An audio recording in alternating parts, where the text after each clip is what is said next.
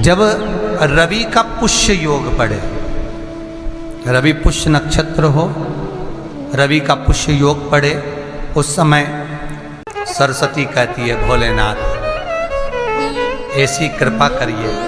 शंकर भगवान कहते हैं क्या मांगना है मांगो।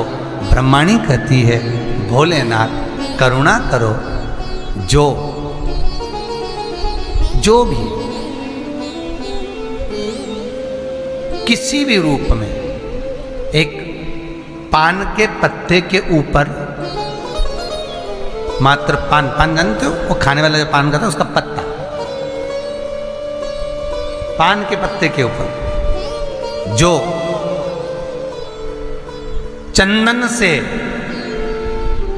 शंकर के नाम, पार्वती का नाम और ब्रह्माणी सरस्वती का नाम लेकर शिव को समर्पित कर दे, महाराज उसकी भी तिथि बताइए, बड़ी सुंदर है। जब रवि का पुष्य योग पड़े, रवि पुष्य नक्षत्र हो, रवि का पुष्य योग पड़े, उस समय पान के पत्ते पर चंदन से शंकर, पार्वती और सरस्वती का स्मरण कर कर जो शिवलिंग के ऊपर उस पान के पत्ते को चढ़ाकर 5 बेलपत्र 3 समी पत्र समर्पित कर देते हैं, उस बच्चे से चढ़वा देते हैं, वो बच्चा कभी पढ़ने में कमजोर नहीं होता, विद्या में बढ़ता ही बढ़ता है। पलटकर माँ बाप को देखना ही नहीं पड़ेगा बच्चे को, कभी भी मां को कहना ही नहीं पड़ेगा कि पढ़ने बैठ, वो खुद पढ़ेगा, रुचि से पढ़ेगा। 5 बेलपत्र 3 समी पत्र समर्पित कर दें, भगवान शंकर का स्मरण करें और उस बच्चे को प्रणाम करवा कर वापिस लेकर आए, बच्चा विद्या में प्रबल होता है, विद्या प्रखर। पुराण की कथा चल रही है जिसमें मधुता का भाव कहा गया। कभी कभी निवेदन करूंगा, एक थोड़ा सा भाव व्यक्त करूंगा। मान लो घर में अशांति ज्यादा हो, रोग बीमारी ज्यादा घेर रही हो, तो शंकर पर थोड़ा सा शहद चढ़ाकर आप जब पूजन करते हो, जल चढ़ाते हो, अनुष्ठान करते हो, अभिषेक करते हो, जब शिव जी का पूजन करें, जब शहद चढ़ाएं तो उसमें से जरा सा शहद एक चम्मच में रख लें, वो चौखट पर लगा देने पर बीमारी, रोग, अशांति सब समाप्त हो जाता है, घर में सुख बढ़ना प्रारंभ हो जाता है, समृद्धि बढ़ना प्रारंभ। मधुता में सुख भी,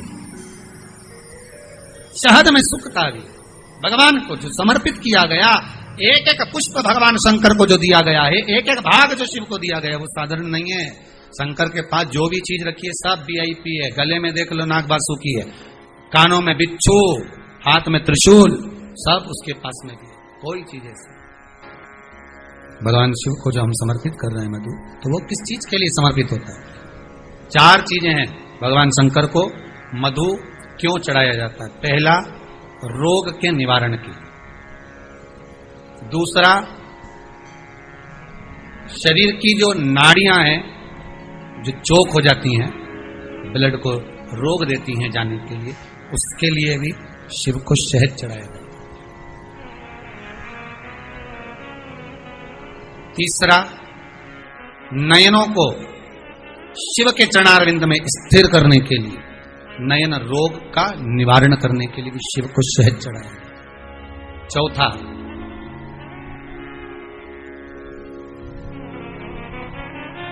भगवान शंकर छोटे छोटे जीव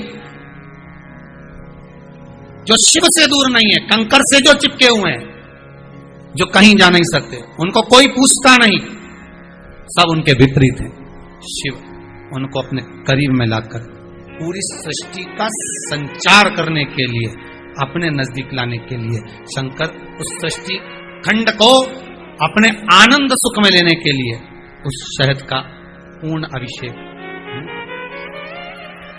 शहद मधु इसलिए संपूर्ण विश्व कल्याण के लिए। अकाल मृत्यु वो मरे जो काम करे चंडाल का, काल उसका क्या बिगाड़े जो भक्त हो महा। रविवार को अगर लोटा भरकर शिव को समर्पित करा जाता है तो घर में तेज लक्ष्मी प्राप्त होती है, सोमवार के दिन भगवान शंकर को अगर जल चढ़ाया जाता है तो हमारे घर में शीतलता का अनुभव होता है। मंगलवार को अगर शिव जी के मंदिर में, शंकर के मंदिर में जाकर 1 लोटा पानी चढ़ाया जाता है तो हमारे कार्य में उन्नति होती है। बुधवार के दिन अगर शंकर पर 1 लोटा पानी चढ़ाया जाता है तो जिन लड़कियों का विवाह नहीं हो रहा, जिन बच्चों का विवाह नहीं हो रहा, उन बच्चों के भी विवाह हो जाते हैं हमारा। गुरुवार के दिन अगर शिव जी के मंदिर में पानी चढ़ाया जाए, जल चढ़ाया जाए तो घर में विद्वत्ता का अनुभव होता है हमारा, बच्चे पढ़ने में प्रखर होते हैं महाराज। शुक्रवार के दिन अगर शंकर के मंदिर में जल चढ़ाया जाए तो नारी का अखंड सौभाग्य होता है महाराज। शनिवार के दिन अगर शिव की आराधना करी जाए, शनिवार के दिन अगर शंकर को जल चढ़ाया जाए तो जिंदगी में व्यक्ति की शिव पंचायत में गुड़, चावल, लाल फूल और लाल मिर्ची के 11 दाने पानी के कलश में तांबे के लोटे में लेकर हाथ को ऊंचा कर कर नेत्र, नासिका, वक्षस्थल के सम्मुख में जो सूर्य नारायण को अर्घ देता है, जल चढ़ाता है, पर जो सूर्य को अर्घ रविवार के दिन दे देता है, अगले रविवार तक पैसे की आवक आना प्रारंभ हो जाती है। जो आज तक फोन नहीं उठाता वो फोन उठाना चालू कर देगा। दुर्वासा जी से पूछते हैं इसको कहां लेकर जाऊं, मेरी पत्नी को कहां ले जाऊं, ये दरिद्रता जाए तो जाए कहां, इस दरिद्रता को कहां लेकर जाऊं, कहां रखूं इसको। इतने में दुर्वासा जी ने कहा, सुन दुस्साह मुनि, अपनी पत्नी दरिद्रता को अगर कहीं लेकर जाना है तो जो नारी, जो स्त्री शाम के समय पर चोटी करती हो, झाड़ू लगाती हो, या जो स्त्री दोपहर में सोती हो, उसके घर में इस दरिद्रता को लेके प्रवेश कर जाना। वैसे मुझे उम्मीद है करमाला की माताएं दोपहर में नहीं सोती होंगी, जो दिन में सोती हो, जिसके यहां रात में बर्तन झूठे पड़े रहते हो, जिसके यहां रात्रि में बर्तन झूठे पड़े हों, उसके घर में इसको लेकर प्रवेश कर जाए। प्रवेश दरिद्र महाराज, भगवान विष्णु ने दरिद्रता देवी को देखकर कहा, अरे ओ दरिद्रता देवी, लक्ष्मी जी की बड़ी बहन ज्येष्ठा, आप पीपल के वृक्ष के नीचे बैठी हो, इस पीपल के पेड़ के नीचे हम लक्ष्मी जी के साथ शनिवार के दिन आपसे मिलने के लिए आए हैं। शनिवार के दिन जो पीपल के वृक्ष के नीचे दिया लगाएगा, उसके घर में कभी संपदा की कमी नहीं होगी। सारे दिन पीपल के वृक्ष के नीचे हमारा निवास होगा। इतने में दरिद्रता खड़ी होकर बोली, रे नारायण, तुमने अपने मन की बात कह दी कि 7 दिन तुम्हारे होंगे, ऐसा नहीं हो सकता, इसमें 1 दिन मेरा हो। तो भगवान विष्णु ने कहा, कौन सा दिन? दरिद्रता कहती है, रविवार के दिन इस पीपल के पेड़ के नीचे मैं नृत्य करूंगी, और अगर पीपल के वृक्ष के नीचे रविवार के दिन जो परिक्रमा करेगा या पीपल के पेड़ के नीचे आएगा, उसके साथ में उसके घर में प्रवेश करूंगी। इसलिए हमारे हिंदू धर्म में रविवार के दिन पीपल के पेड़ के नीचे नहीं जाया जाता, पीपल की पूजन नहीं करी जाती, पीपल की परिक्रमा नहीं करी जाती। कौन से दिन? जम के बोलो जरा, रविवार। और जिसके यहाँ दीवार पे पीपल लग जाता है, या कहीं पीपल का पेड़ लग गया अपने दीवार पर, घर में कहीं पर भी, तो पीपल निकालने का भी नियम है। अगर आप दीवार में से पीपल निकालोगे तो बार बार काटोगे, बार बार लग जाएगा, फिर काटोगे फिर लग जाएगा, फिर निकालोगे फिर लग जाएगा।